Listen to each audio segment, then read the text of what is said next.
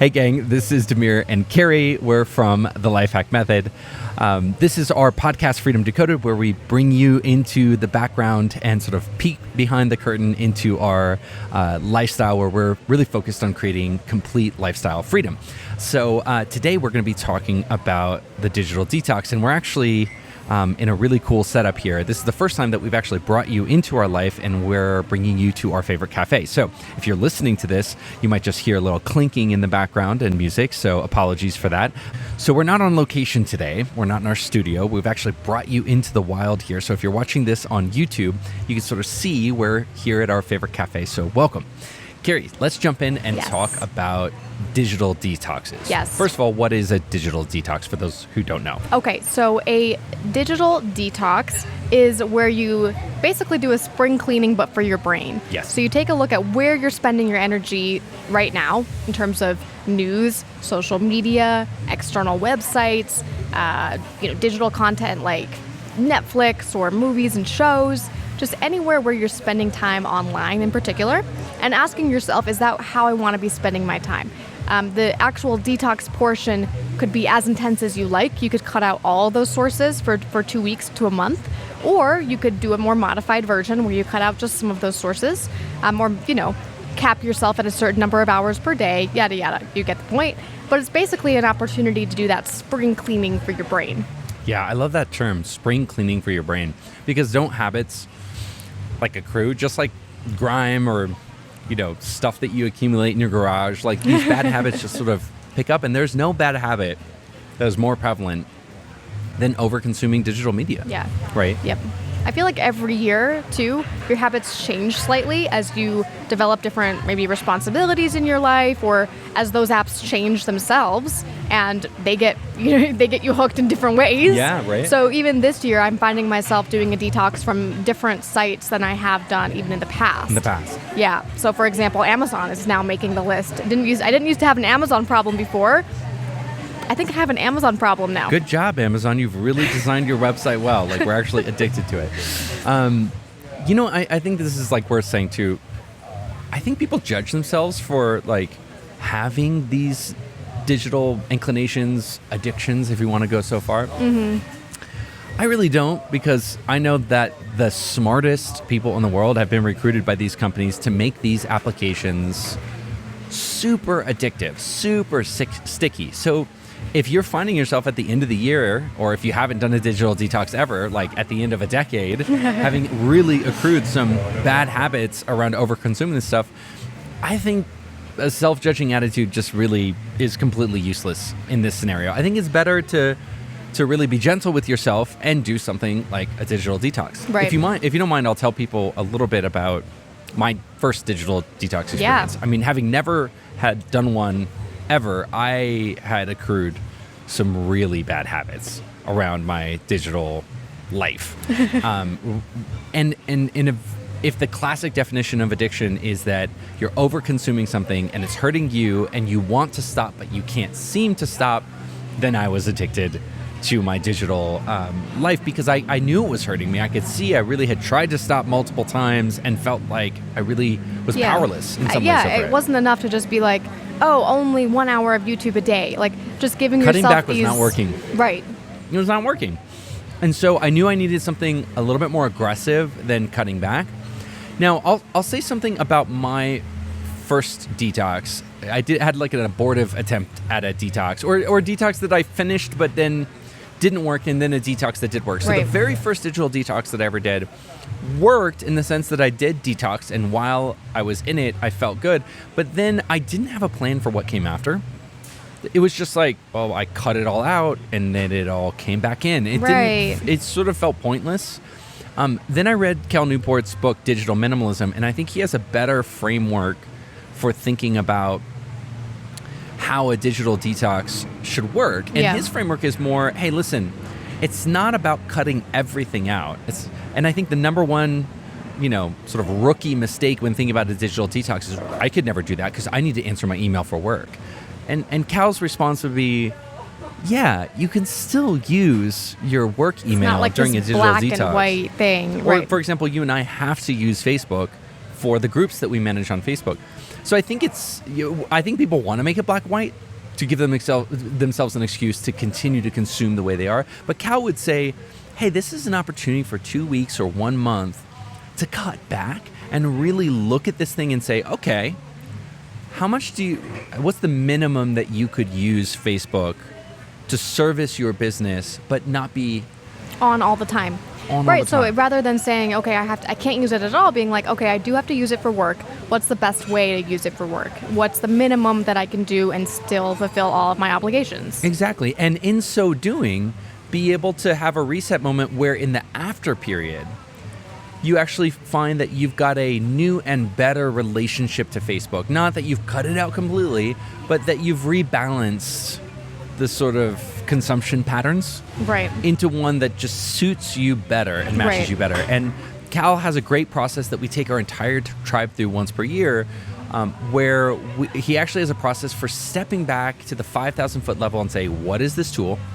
What's the purpose that it serves in my life? And what's the optimal engagement pattern for me to really use this tool and get all of the benefits of this tool without getting all of the downsides? Totally. Yeah. And for anyone who wants to get just like 1 hour a day back for working out or for connecting with their spouse or their kids, believe me, we're talking about minimum 1 hour a day. Yeah. Maybe even as much as 5 hours a day that people are getting back every single time we do this exercise. I mean, at the minimum, you and I have the benefit of having done time trackers with our clients. Every single one of our clients has done the time tracker. And the number one shocked, like Home Alone, slap yourself in the face moment is when people add up their digital consumption. Right. Yep. You'll have people who are like, I don't know, maybe I'm on my phone like, I don't know, like 5 hours a week. And it's like 20 hours. and they'll be like, oh, well, that's because I'm doing work on my phone. And then like, now Apple navigating Apple using breaks Google Maps. it down and they're like, no, it's all Pinterest. It was 15 hours of Pinterest, right? So it's, if you really want to start paying attention, you can get the data on where your time is going. And it's scary stuff. Oh, yeah. And the huge disproportionate amount of it tends to be in Netflix, YouTube, Instagram, Facebook, these sort of sticky content consumption / social media experiences. And what that means is that a digital detox, almost from like day zero, feels like scary in how much time you get back. Right. It almost is like, I've had people have like nervous breakdowns because they're like, what do I do with all this time? It's like a withdrawal, you're getting, but just for a little bit. But I like how you lead our Lifehack tribe in a process for setting an intention for what you're going to be doing with that extra time so that it doesn't feel like that. You have a plan, you have an intention, you know what it's creating in your life, and then it becomes a really positive experience. Let's talk about that for a second, because I think even if you go online and like Google how to do a digital detox, you'll get like some tips. I don't necessarily agree with every single one, but it would be better than not doing a digital detox. But in Lifehack Tribe, which is our membership community, we actually take people through what I think is like the best process that we've seen out there to try to smooth off all the rough edges of a digital detox and set the right expectations so that you can have the best chance of having a really good experience with the digital detox. So what do I mean by that? I mean, it's not all going to be roses. You're going to experience, especially if you go cold turkey, like some withdrawals. Yeah. And so one of the things we want to do is sort of call that out and be like, here's what you can expect in the first week. Here's what you can expect in the second week. Here's what you can expect in the third week. So that even if it's not the best feeling, you expected it. You saw it coming, right? The second thing is calling out some of the great things that you'll get back right away. You'll be getting time back right away. You'll be getting energy back right away. I mean, I've had people who join me for the full 30 days of digital detox, like jump into a hobby and get more progress on that hobby than they'd been intended to get in like 2 years, because they're like, I don't know, I've just got all this time. I've had people who are like, I'm a terrible mother, I don't spend enough time with my kids, be like, oh no, like now I'm doing all this stuff, because we just don't see how the digital consumption stuff is taking a little bit here and a little bit here, and it's like taxing every single moment of our life. Exactly. When we liberate that time and liberate that energy, all of a sudden, come 5 o'clock, you've actually got the time and the energy to have a hobby, to go out for dinner, to do a date night. So this really, I think, probably more than anything that a person could do in one moment, right, just is amazing. Flood you with positive results. Yes, and I'd love to share my story of what I'm doing this year because I've actually already started. I had to start early because I had a situation where some of my childcare was not available anymore. So I went down from having a lot of nanny support to having just 3 days a week of nanny support, which means I need to be spending a lot more time taking care of Gigi. And so I decided to start the digital detox early by asking myself, how could I redesign my schedule such that I can still be getting my deep work done and I can still be taking care of Gigi in like a stress-free, positive way. Yeah. And what was starting to happen was I wasn't getting enough sleep because I was staying up just a little bit too late watching stuff or consuming content online. And then I was waking up a little bit too early, and then I was just getting thrown right into the day. Yeah. And I was really feeling like that stress of like, I don't have enough time to get my deep work done and take care of Gigi, and take care of the house. So it was like this weird pressure all of a sudden. And so what I decided to do was actually really simple. I just shifted my whole schedule earlier. I was like, if Gigi's asleep, maybe I should be asleep.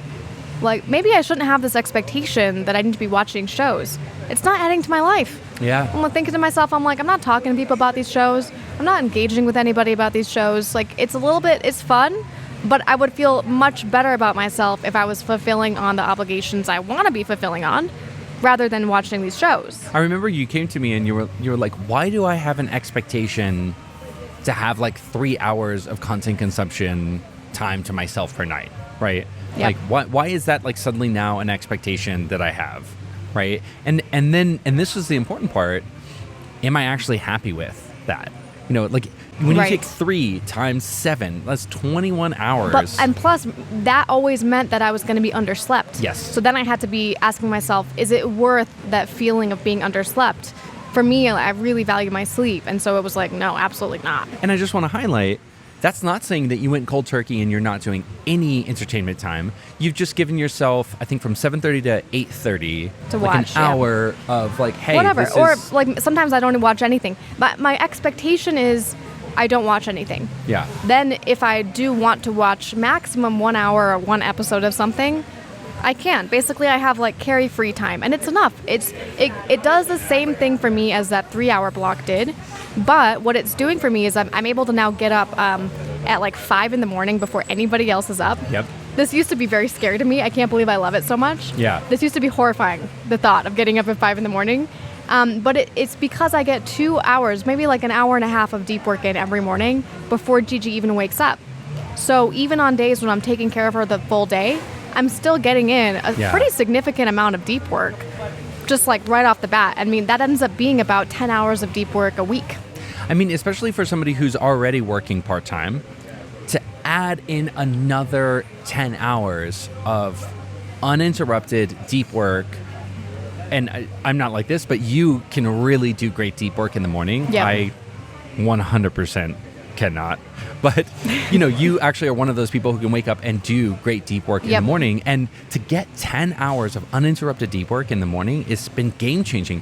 And I'll say it hasn't just been game-changing for you and how you feel and like how you perform. It's been game-changing for me because now that you're getting the work that you need done, you're not feeling behind. Right. I'm feeling a better vibe from you. Right. I'm sure Gigi's getting a better vibe from you. I'm working out more. I'm having more fun during the day doing spontaneous things. I'm taking Gigi out for more activities. So yeah, I'm cooking more, but yet I'm making more progress on the important things in work than I was before. Yeah, absolutely. So, I mean, I think this is a classic example of what's most important in a digital detox, which is that you don't just rush out and just do it. Like, it has to be thoughtful.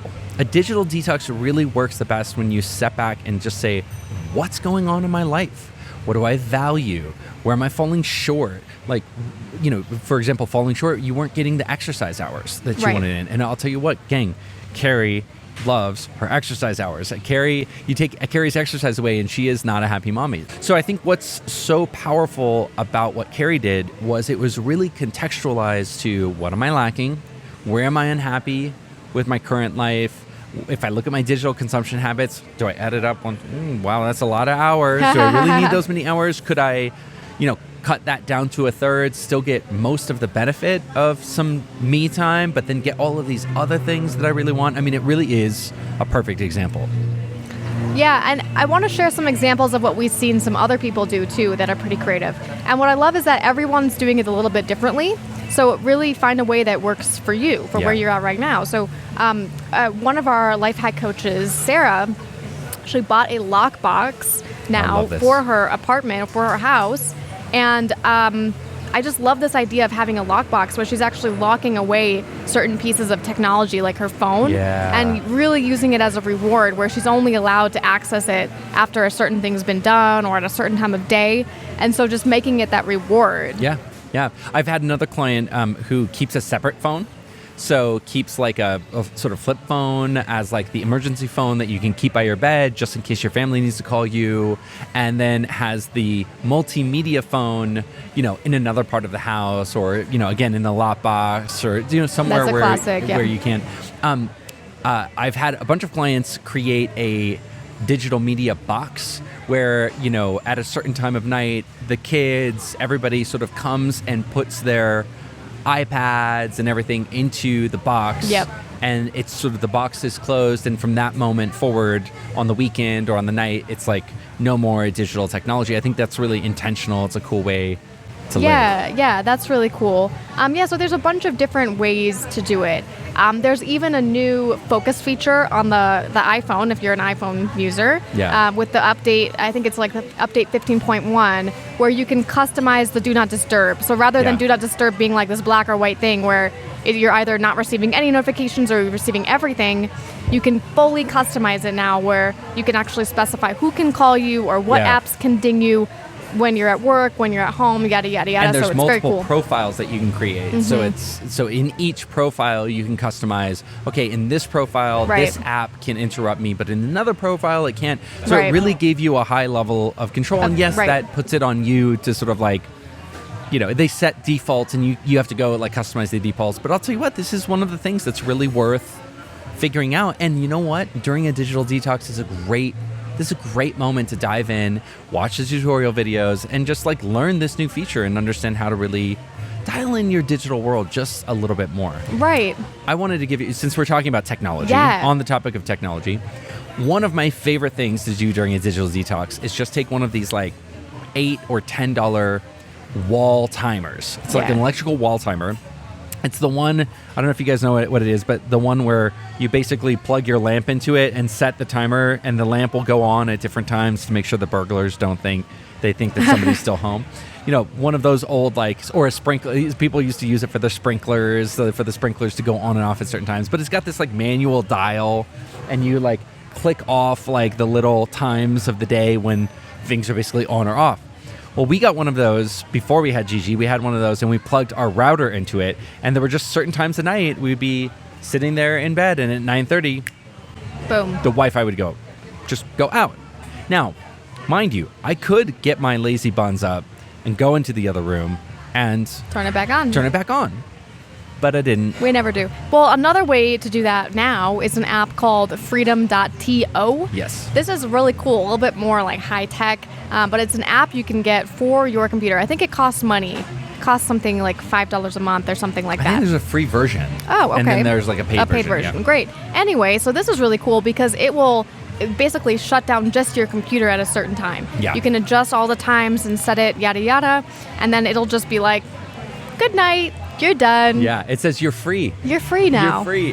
Yes, it's sort of like a really great concept. So I really like that app too. And it has a lot of customization. The reason we went to freedom.to is because since we have like a nanny cam for our baby, for safety's sake, we couldn't just turn off the whole router. We needed to like keep it on. So freedom.to gives us effectively the same exact result, except from a different thing. Also, our Eero network. So we have a mesh network. Now, this costs a lot of money, like hundreds of dollars, but amazing Wi-Fi coverage in our house. And a function of the Eero app is you can actually do that and control, like create profiles, control sort of like who accesses what. So if you want to like limit your kids' social media consumption, period, or at certain times. You can do it from the Eero app too. So like on the sort of almost router side, you can also do it on the router side as well with certain really expensive pieces of technology.